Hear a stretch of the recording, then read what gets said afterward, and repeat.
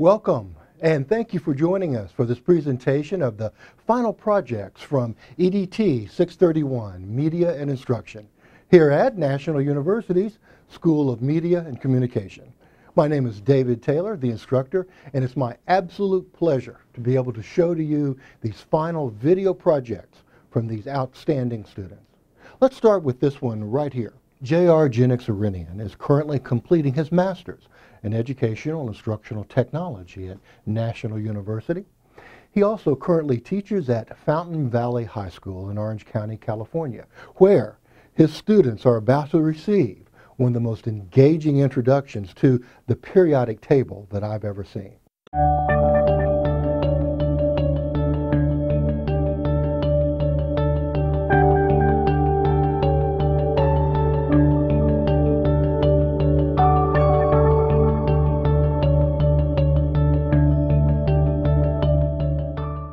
Hello and welcome to Science with Go. I'm J.R. Ginex-Orinon. In this lesson, we are going to answer the essential question: how did early scientists like Newlands, Meyer, and Mendeleev organize the elements if not all of them had been discovered during their time?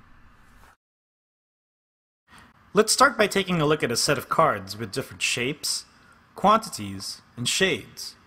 You can print out the cards yourself from this blog entry and try the activity yourself.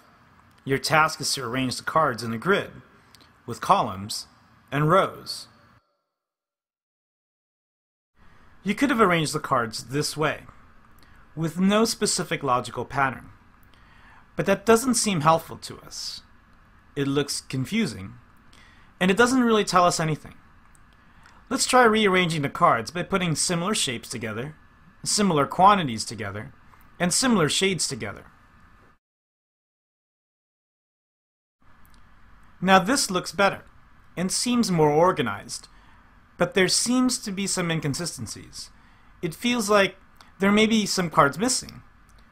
Could you tell what's missing from this arrangement?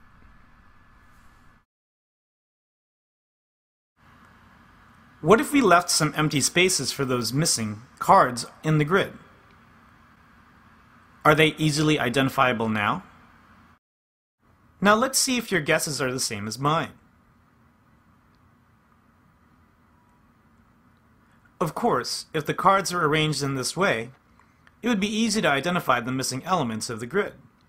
You notice that single shapes are at the top, double shapes are in the middle, and triple shapes are on the bottom. You will also notice that there seems to be a repeating trend as you go across the grid. It repeats from black to gray to white. The number of shapes increases from 1 to 3 down a column, and the trend repeats on the next column. This activity mirrors a problem that Dmitri Mendeleev had in the 1860s, and his effort to organize the known elements into a logical tabular format. In the early 1860s, scientists like Newlands and Meyer both published periodic tables that organized the elements, but looked a lot like our first two attempts of our activity. Mendeleev's genius was to realize that there might be elements that haven't been discovered yet, and so he left empty spaces for them in his table. Here's a picture of his work.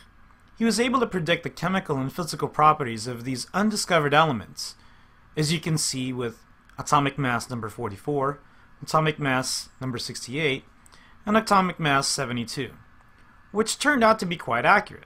These elements later were named scandium, gallium, and germanium. Today's modern periodic table doesn't have any empty spaces to fill. Except for the largest atoms, scientists are still attempting to form larger elements by combining smaller atoms together. But it is the periodic table's organization of the elements that highlights its usefulness. Elements with similar characteristics are found within a column or a group.